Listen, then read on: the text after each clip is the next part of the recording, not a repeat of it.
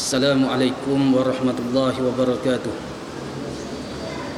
Alhamdulillah nahmaduhu wa nasta'inuhu wa nastahdihi wa nastaghfiruh wa na'udzu billahi min syururi anfusina wa min sayyiati a'malina.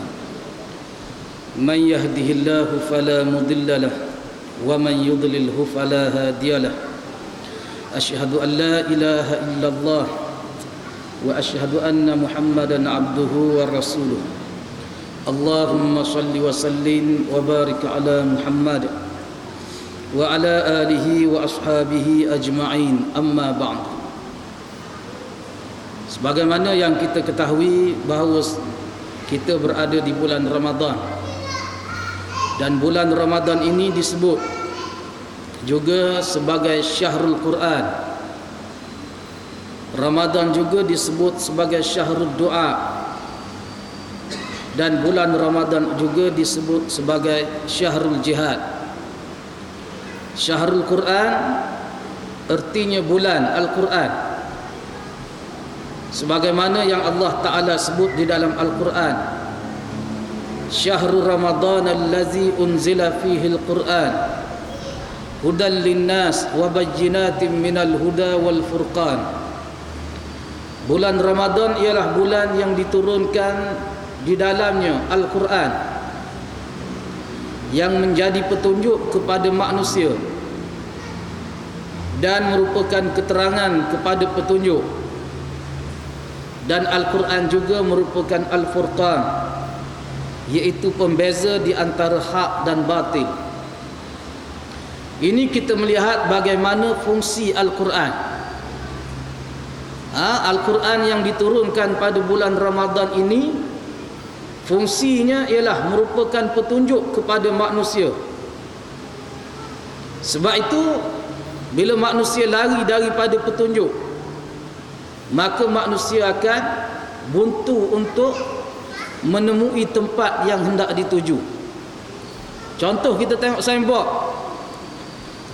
ditulis ke depan Kuantan, kiri pergi ke Pekan. Kita ambil laluan ke Pekan, padahal nak pergi Kuantan. Sampai bila-bila kita tak akan jumpa jalan untuk ke Kuantan, tak akan sampai tempat ataupun destinasi yang kita nak pergi, sebab kita lari daripada petunjuk. Demikian juga dengan manusia, bila lari daripada petunjuk, yakni Al-Quran, maka mereka akan sesat daripada jalan Allah Subhanahu wa taala. Sebab itu manusia yang menolak Al-Quran. Tolak Al-Quran artinya tolak mukjizat. Satu-satunya mukjizat Allah Taala tinggal kepada manusia, tinggal kepada umat Nabi Muhammad. Nabi itu sendiri dia tinggal mukjizat kepada manusia, kepada kita ini ialah Al-Quran. Nabi SAW banyak mukjizat dia. Nabi boleh keluarkan air ikut celah jari. Nabi boleh panggil pokok kurma, yang kita kira daun pun tak ada dah, tapi pokok kurma tu datang kepada Nabi SAW. Bahkan Nabi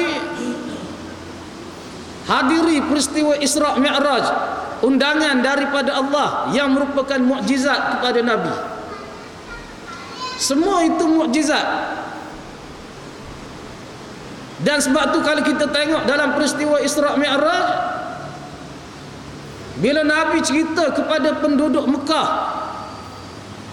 berkait dengan peristiwa Isra' Mi'raj, penduduk Mekah tak percaya, dan ramai mana manusia murtad kerana tak percaya kepada peristiwa Isra' Mi'raj.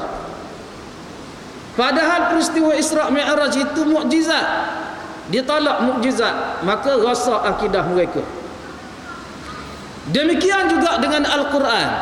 Al-Quran ini merupakan mukjizat.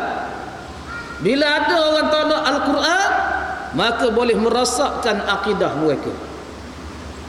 Ni kita tengok hebatnya Al-Quran yang datang daripada Allah Subhanahu wa taala. Dan Al-Quran ini juga dia lebih maju daripada barat. Orang duk cerita kata barat maju dalam semua perkara, sedangkan Al-Quran lebih maju daripada barat yang kita agungkan selama ini. Disebut oleh seorang barat, dia buat kajian. Dia kata ketika mana bandar di barat, pada ketika waktu malam gelap gulita, pada ketika itu negara Islam, Empire Spanyol, pada ketika itu Spanyol berjaya membina Empire Islam di situ selama berapa ratus tahun. Di tengah-tengah barat berada dalam kegelapan di tengah malam, bandar di Spanyol termasuk di antaranya Cordova dipenuhi dengan lampu-lampu. Artinya Islam lebih maju daripada barat. Ketika mana padri-padri Kristian nak baca risalah yang datang daripada gereja, mereka tak pandai baca di barat. Tetapi di Spanyol ketika itu, kata pengkaji ni, dia kata pada ketika itu di Spanyol, di kota Cordova, berpuluh-puluh perpustakaan yang telah dibina oleh ulama-ulama Islam. Maknanya maju negara Islam berbanding dengan barat. Ketika mana negara barat pada ketika itu dipenuhi dengan kekotoran, dengan seluknya, debunya, di tengah-tengah bandar Cordova dibina 1000 biji tandas. Bersih bandar Cordova berbanding dengan barat. Ketika mana pengarah-pengarah di syarikat-syarikat kerajaan dan swasta nak tanda tangan tak pandai. Nak tanda tangan tak pandai lagi. Pada ketika itu anak umat Islam yang berada di Cordova sudah berada di skala-skala. Apa rahsia kecemerlangan umat Islam? Kehebatan umat Islam ni apa rahsia dia? Rahsia kekuatan umat Islam, kecemerlangan Islam, kerana umat Islam pada ketika itu dia tak ikut acuan barat.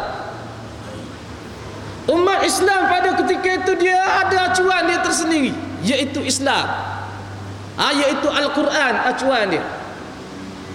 Jadi bila Al-Quran menjadi acuan kehidupan mereka, maka Allah Subhanahu wa ta'ala beri mereka maju, beri kehebatan kepada mereka lebih daripada golongan-golongan barat. Kita melihat bagaimana cerdik pandai cendekiawan Islam yang berada di zaman tersebut. Kita tengok Ibnu Sina, Ar-Razi, Al-Kindi. Banyak kita tengok ulama-ulama Islam jadi pakar bidang perubatan, pakar dalam bidang geografi, pakar dalam bidang matematik. Semua lahir daripada umat Islam pada ketika itu. Yang acuan kehidupan mereka ialah Al-Quran. Dan Al-Quran ini juga disebut, Al-Quran ini juga disebut sebagai umat yang luar biasa. Orang yang berpegang dengan Quran, mereka adalah umat yang luar biasa, kata ulama. Disebut bagaimana Sayyidina Abu Bakar radhiyallahu anhu pernah mengarahkan sekumpulan tentera untuk hadir ke medan peperangan. Dalam perjalanan tersebut sampai di Dahnab, satu tempat, air pun tak ada kawasan bawah tu, kering kontang. Tapi bagaimana cekalnya mereka ini nak pergi juga ke tempat peperangan yang diketuai oleh Sayyidina Abu Bakar. Sampai di situ mereka berehat di situ. Mereka berehat, bermunajat kepada Allah Ta'ala. Lepas daripada sembahyang subuh, mereka berdoa kepada Allah. Bila berdoa kepada Allah Ta'ala, tak lama lepas daripada itu terpancur air daripada batu. Terpancur air daripada batu, hasil daripada munajat mereka kepada Allah Subhanahu wa ta'ala. Dan pernah dalam dalam satu peperangan untuk mereka menakluki negeri, dia nak lintah laut dalam keadaan kapal ada 2 biji je, tentera ramai, tapi kapal ada 2 je. Lalu diarahkan oleh Sayyidina Abu Bakar. Dia kata tak apa, kita turun ikut laut. Disambil mereka berzikir kepada Allah Subhanahu wa taala. Eret unta, eret kuda lalu ikut laut. Ditakdir oleh Allah Subhanahu wa taala, air laut surut sampai ke lutut. Sampai mereka boleh menyeberangi sampai ke seberang sana untuk menakluki kota tersebut. Ni nak cerita kepada kita umat luar biasa. Dan mutakhir ni kita melihat hak berlaku di Palestin. Bagaimana seorang Brigade Al-Qassam berenang 6 km untuk masuk ke Israel dan berjaya membunuh tentera Israel dalam operasi. 6 km dia berenang. Cuba kita bayang jauh mana berenang. Kalau kena saya sini ke pintu tu habis dah. Habis gas dah kata. Dia 6 km berenang dan berjaya dalam operasi dia. Ni nak cerita bahawa umat Al-Quran adalah umat yang luar biasa. Sebab itu orang yang beriman kepada Allah Ta'ala mesti rapat hubungan mereka dengan Allah. Mesti sentiasa menjadikan Al-Quran sebagai bahan bacaan mereka. Kita ni sebab Al-Quran merupakan mukjizat yang begitu banyak faedah dia kepada kita. Orang yang rapat dengan Al-Quran ni, kita kena ingat Quran ni juga dia boleh beri syafaat kepada manusia di akhirat. Selain daripada Nabi boleh beri syafaat kepada umat dia, selain daripada doa para malaikat boleh beri syafaat kepada manusia, selain daripada anak yang mati kecil boleh beri syafaat kepada ibu bapa mereka, termasuk yang boleh beri syafaat juga ialah Al-Quran. Sebab itu ketika mana Allah ilhamkan kepada penduduk neraka supaya minta syafaat dengan para nabi-nabi alaihimussalatu wassalam, rombongan ini tadi di antara hak mereka berjumpa hak terakhir sekali. Lepas nabi lain-lain talak belaka dah, nabi lain tak sanggup belaka dah nak beri syafaat. Akhir sekali disyadang oleh Nabi Isa alaihissalam supaya berjumpa dengan Nabi Muhammad sallallahu alaihi wasallam. Nabi Isa kata, aku cadang kepada kamu pergi jumpa Nabi Muhammad, minta syafaat dengan dia. Rombongan ni pergi jumpa, rombongan ahli neraka ni pergi jumpa dengan Nabi Muhammad sallallahu alaihi wasallam. Bila mereka minta syafaat dengan Nabi, Nabi jumpa Allah Ta'ala. Kemudian Allah Ta'ala terima syafaat Nabi sallallahu alaihi wasallam. Allah Ta'ala ambil hak dalam neraka tu, dia campak dalam syurga. Kau hak dalam neraka campak dalam syurga. Kau hak dalam neraka campak dalam syurga. Allah tanya Nabi sallallahu alaihi wasallam, Muhammad, ada lagi ke orang hak kamu nak beri syafaat? Nabi kata ada. Allah ambil lagi, campak. Kemudian Allah tanya lagi Nabi, Muhammad, ada lagi ke orang yang kamu nak beri syafaat? Nabi kata tak ada. Padahal dalam neraka tu ramai lagi hak melolong tempik, beraduh sakit dalam neraka. Tapi kata Nabi tak ada dah orang aku nak beri syafaat. Hak ada dalam neraka, kata Rasulullah, itu kepunyaan Al-Quran. Kalau Al-Quran beri syafaat, maka selamat dia daripada azab neraka Allah Subhanahu wa taala. Orang hak mengaji Quran, hak tadabbur Al-Quran, hak beramal dengan isi kandung Al-Quran, maka mereka akan dapat syafaat daripada Al-Quran tu tadi. Kalau tak ada. Hak tak nak huduk tak tahu belah mana. Ni kita bimbang. Ni kehebatan Al-Quran. Dia boleh beri syafaat kepada kita. Dan kita ni nak masuk syurga dengan amalan tak lepas dah. Tak lepas dah nak masuk dengan amalan kita, melainkan dengan rahmat Allah, dengan syafaat seumpama inilah untuk kita masuk ke dalam syurga Allah Subhanahu wa taala.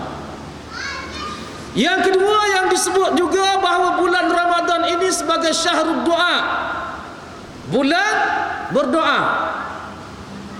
Allah Ta'ala sebut di dalam Al-Quran, wa iza sa'alaka ibadi anni fa inni qarib ujibu da'watad da'i iza da'an.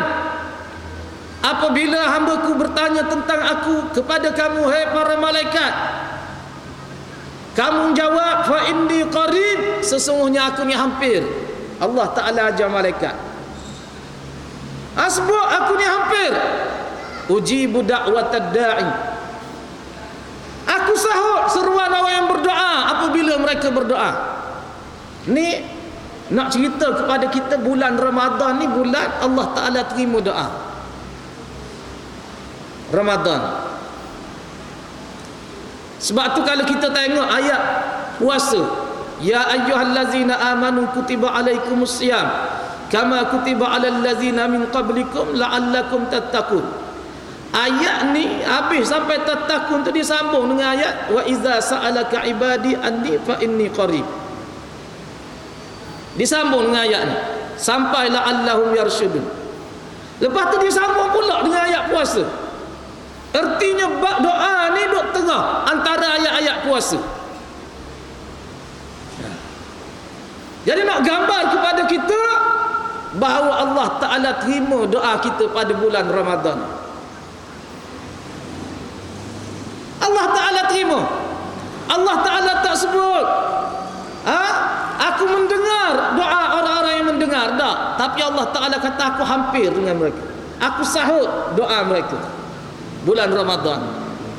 Sebab tu bulan Ramadan ni bulan untuk sama-sama kita berdoa kepada Allah Ta'ala, minta segala kehendak kita, menandakan kita ni manusia lemah, manusia yang tak mampu untuk berhadapan dan memiliki sesuatu melainkan kerana Allah. Minta dengan Allah Ta'ala. Allah tak sebut aku mendengar doa mereka, tapi Allah kata aku sahut seruan mereka, doa mereka. Minta. Dan Allah Ta'ala pula pandai dia buat. Masa tempat paling mustajab doa bulan Ramadan dekat nak buka. Masa orang duk sibuk masa tu. Hak tu duk idang lauk, hak tu duk pucai, hak tak ingat dah nak doa masa tu. Nak doa minta anak jadi soleh, nak doa minta istiqamah dalam perjuangan, tak ada dah. Dia buat. Demikian juga kalau kita tengok hari Jumaat, ulama-ulama semua masa hak paling masa Allah Ta'ala makbul doa di antaranya hari Jumaat. Hari Jumaat tu Allah Ta'ala tak sebut bila waktu. Sabit tu hari Jumaat ni patut orang cuti untuk beribadah kepada Allah Ta'ala. Sabit tu hak kerajaan Johor buat tu molek. Tempat molek kena puji ya. Tempat tak molek sebetulnya lah.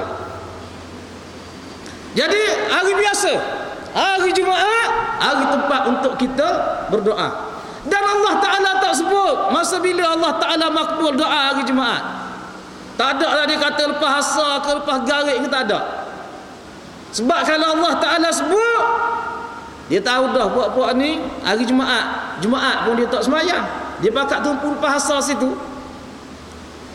Jadi masa hari Jumaat tu Allah Ta'ala suruh kita beribadah kepada dia. Ada satu masa kita berdoa, Allah Ta'ala akan makbulkan kita doa kita. Dan Nabi SAW sebut, Nabi kata salatun da'watun la turaddu. Ada 3 jenis doa yang tak akan ditolak. Yang pertama da'watul walid, doa bapa kepada anak. Ayah bila berdoa kepada anak, Allah Subhanahu wa taala makbulkan doa mereka. Nampak? Begitu juga dengan ibu, bila Allah Ta'ala bila berdoa kepada anak, Allah Ta'ala makbul doa mereka. Sebab tu mak ayah dia tak boleh nak sebut pelik-pelik ke anak dia. Ada? Mu ni perangai macam iblis, jangan. Jadi sungguh. Ada? Kalam tu doa. Di antaranya lagi Nabi sebut da'watul sha'im. Da'watul sha'im. Da'wah ataupun doa orang yang berpuasa, Allah Ta'ala makbul. Yang ketiga kata Nabi sallallahu alaihi wasallam, da'watul musafir, doa orang yang bermusafir. Ni 3 perkara, doa Allah Ta'ala makbul. Jadi anak kita balik daripada jauh, minta berdoa kepada kita, doa dia diterima oleh Allah Ta'ala.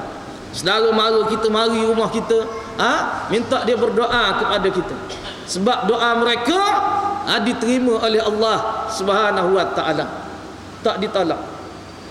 Di sana disebut oleh ulama-ulama ada doa manusia yang Allah Ta'ala tolak. Antaranya mereka hak makan makanan haram. Hak makan makanan haram, Allah Ta'ala tolak doa mereka. Yang kedua yang disebut oleh ulama, doa yang ditolak oleh Allah Ta'ala ialah doa mereka yang enggan menyuruh manusia buat baik dan cegah manusia daripada melakukan kemungkaran. Nabi sallallahu alaihi wasallam sebut apa? Nabi kata, ya ayyuhan nas, wahai manusia, muru bil ma'ruf, hendaklah kamu suruh dengan kebaikan, wanhau 'anil munkar, dan kamu cegah mereka daripada melakukan kemungkaran. Ni arahan Nabi.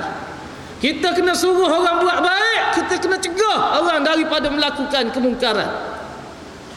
Qabla an tad'uni, kata Nabi, sebelum kamu berdoa, fala ujibalakum, aku tak terima doa kamu.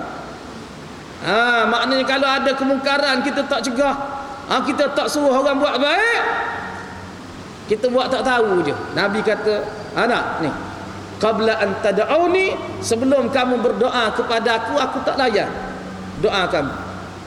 Wa tastansuruni, dan kamu minta tolong dengan aku, fala ansurukum, maka aku tak tolong kamu. Kita minta tolong dengan Allah, Allah tak nak tolong kita. Sebab apa? Kita tak suruh orang buat baik, tak cegah manusia daripada melakukan kemungkaran. Fala tas'aluni, fas'aluni fala u'tikum, dan kamu minta dengan aku. Dalam doa kamu minta dengan aku, berharap kepada aku, fala u'tikum, pada ketika itu aku tak beri kepada kamu benda yang kamu minta. Sebab apa tak beri? Tak suruh buat baik, tak cegah manusia daripada melakukan kemungkaran. Allah tak terima doa kita. Jadi sebab itu kita semua kena bergerak, nak cegah kemungkaran tu tadi. Di antara kemungkaran dia apa dia? Di antara kemungkaran yang Allah Ta'ala marah, kezaliman yang Allah Ta'ala marah, Nabi sallallahu alaihi wasallam ajar kepada kita, unsur akhaka zaliman aw mazluman, hendaklah kamu tolong saudara kamu yang melakukan kezaliman dan yang kena zalim. Dua-dua kena tolong belaka. Jadi sahabat Nabi sallallahu alaihi wasallam pun pelik. Dia kata, ya Rasulullah, tolong orang kena zalim kami faham, macam mana pula tolong orang yang buat zalim? Lagu mana tolong orang buat zalim? Rasulullah kata tolong orang buat zalim iaitu dengan cara sekat dia daripada melakukan kezaliman. Kena sekat dia. Sekat lagu mana sekat? Kita dalam sistem demokrasi ni pilihan raya, maknanya jangan undi dia. Dah. Bila tak undi dia tu artinya sekat dia. Kalau dia ada kuasa, dia buat pelik-pelik. Dia luluh lesen arak, lesen judi, ngaterawa sekali. Jadi kita kena sekat dia. Ni cara kita, sistem kita di negara kita ni tadi. Sekat dia daripada melakukan kemungkaran. Jangan undi dia. Jadi sebab itu tugas kita pada hari ini ialah kena sekat mereka daripada berkuasa. Ini tanda kita suruh buat baik, cegah manusia daripada melakukan kemungkaran. Baru Allah Ta'ala terima doa kita. Yang ketiga, yang terakhirnya, bulan Ramadan juga disebut sebagai Syahrul Jihad, bulan berjihad. Ada disebut sebagai bulan berjihad. Jadi Ramadan kita melihat bagaimana siri peperangan berlaku zaman Nabi sallallahu alaihi wasallam. Antaranya perang Badar Al-Kubra. Perang Badar. Yang kita melihat bagaimana sahabat-sahabat Nabi sallallahu alaihi wasallam pada ketika itu Allah Ta'ala uji dengan cukup hebat, di mana tentera Islam sahabat Nabi sallallahu alaihi wasallam berdepan dengan anak beranak sendiri di dalam peperangan Badar. Sayyidina Abu Bakar terpaksa berdepan dengan anak sendiri dalam peperangan Badar. Abu Ubaidah Amir Al-Jarrah terpaksa berdepan dengan ayah sendiri dalam peperangan Badar. Mus'ab bin Umair terpaksa berdepan dengan abang dia sendiri, Ubaid bin Umair, di dalam peperangan Badar. Ini kita melihat ujian yang Allah Ta'ala kenakan kepada sahabat Nabi sallallahu alaihi wasallam. Tapi mereka berdepan juga kerana apa? Kerana mempertahankan Islam itu tadi. Tak kira berlawan juga kerana apa? Kerana Islam. Tak kira adik-beradik, tapi kerana akidah mereka berdepan dengan mereka. Jadi sebab itu hari ini kita nak ambil semangat Badar. Kita nak ambil semangat Badar, kita nak himpun bersama-sama, supaya semangat Badar itu tadi menyelinap ke dalam diri kita semua, untuk sama-sama kita menyokong perjuangan umat Islam yang berada di Palestin pada hari ini. Kita tengok bagaimana umat rakyat ataupun Israel, tentera Israel adalah satu bangsa yang penakut. Ya Allah Ta'ala sebut di dalam Al-Quran, mereka ni tak akan memerangi kamu melainkan di sebalik tembok-tembok. Dia tak berani nak berdepan gitu, melainkan di sebalik tembok-tembok saja mereka memerangi kita.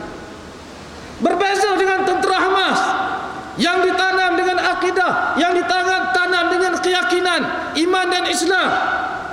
Mereka berdepan dengan musuh-musuh Allah Ta'ala, hanya berdepan gitu saja. Dulu peluru pun tak ada, pakai batu je. Ni kita tengok keberanian yang ditanam oleh pemimpin-pemimpin Islam kepada anak buah mereka. Jadi sebab itu kita semua mesti sama-sama membantu mereka. Nak bantu lah ke mana? Dia tak harap kita pergi kat dia, tak payah. Dia tak payah, dia tak harap kita beli tiket pergi ke Palestin, juang sama-sama dengan dia, tak payah.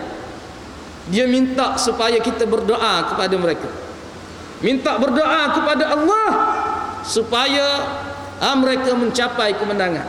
Ini satu-satunya di antara senjata umat Islam, iaitu doa. Ni senjata kita ni. Mana-mana tempat kita boleh pakai senjata ni, berdoa. Lepas kita minta panjang umur kita, lepas kita minta kita dimurahkan rezeki, jangan lupa dalam masa yang sama minta dengan Allah Subhanahu wa Ta'ala supaya makhluk perasak seumpama tentera Israel ini dibinasakan oleh Allah Subhanahu wa Ta'ala. Dan hari ini kita melihat perkembangan yang begitu baik. Kita melihat perkembangan di Palestin begitu baik. Bagaimana kita tengok selama ni Tel Aviv, selama ni Yaman, tentera kita, tentera Hamas, kalau dia lancar roket pun tak sampai ke perumahan Tel Aviv. Tapi hari ni sampai. Siring dia tu selama ni hak duk di Tel Aviv tak pernah bunyi selama ni. Maknanya aman. Hari ni bunyilah. Tentera kita bertekad. Tok Guru Presiden dia sebut, dia bercakap dengan di antara pimpinan Hamas, kalau sekiranya tentera darat mereka masuk ke Gaza, tentera Hamas akan masuk ke Tel Aviv, dia kata. Ini ikrar mereka. Ini janji mereka. Kalau masuk tentera darat ke Gaza, tentera Hamas akan masuk ke Tel Aviv. Dan sekarang kita melihat mereka makin lama makin takut sekarang. Tentera-tentera Israel, penduduk-penduduk yang berada di Israel, dia tak gembira macam dulu dah. Sebab sekarang ni dia cari tempat perlindungan dah sekarang. Kalau dulu boleh duduk di rumah lagi. Rakyat Hamas, tentera Hamas duduk serang, dia boleh duduk di rumah lagi relax. Hari ni tak boleh dah. Hari ni peluru hak ada pada tentera Hamas menjangkaui daripada daripada pemikiran mereka lebih jauh, menjangkau ke tempat sasaran. Jadi mereka takut sekarang. Jadi sebab itu insya-Allah kita pada hari Jumaat ini kita akan adakan satu demonstrasi di Masjid Balok Pantai untuk menyatakan sokongan kita. Pemuda PAS akan buat demonstrasi untuk menyatakan sokongan dan kutukan kita terhadap Israel, sokongan kita terhadap tentera-tentera Hamas, Brigade Al-Qassam yang mempertahankan tanah air mereka. Jadi saya mintalah sahabat-sahabat muslimin muslimat sama-sama kita hadir untuk memberikan sokongan kita pada hari Jumaat ini. Jadi itulah benda yang saya nak sebut pada malam ini. Jadi kita sebagai umat Islam, orang yang beriman kepada Allah Ta'ala, mesti ambil ruang untuk kita sama-sama membaca Al-Quran. Kerana Al-Quran ini merupakan mukjizat daripada Nabi SAW. Ambil peluang bulan Ramadan untuk kita berdoa kepada Allah Subhanahu Wa Ta'ala. Ambil peluang pada bulan Ramadan untuk kita berjihad pada jalan Allah Subhanahu Wa Ta'ala, dengan nyawa kita, dengan harta benda kita dan sebagainya. Jadi saya setakat itulah pada malam ni. Dan sebelum tu saya nak sebut, malam ni saya nak lancar derma untuk pasti. Untuk pasti, muslimin muslimat sekalian, guru-guru pasti kita dia tak ada bonus. Kalau kita mengajar sekolah rendah, sekolah menengah, Ramadan ada bonus, nak raya ada bonus, tapi guru pasti tak ada bonus. Hak gaji 400 nak jadi 800 tak ada. Jadi malam ni saya nak kutip derma khusus untuk guru-guru pasti kita. Biar susah payah dia apa tu semua, memang nak balas memang tak dapat balas dah. Sekurang-kurangnya kita dapat menghargai jasa-jasa mereka mendidik anak-anak kita. Anak-anak pasti hak jadi engineer berapa ramai dah, hak jadi doktor berapa ramai dah. Hasil daripada guru-guru pasti ni hak gaji 400, 300, 100,500. Jadi kita nak hargai mereka. Nak hargai mereka dengan sedikit sebanyak dekat Ramadan ni kita nak beri imbuhan sikit pada mereka. Dan insya-Allah ada sahabat belakang sana hampa sejadah dah. Jadi lepas ni bolehlah sahabat-sahabat derma untuk guru pasti kita selepas daripada ni. Jadi saya setakat itu dulu pada malam ni, insya-Allah kita berjumpa pula lain kali. Wabillahi taufiq wal hidayah. Assalamualaikum warahmatullahi wabarakatuh.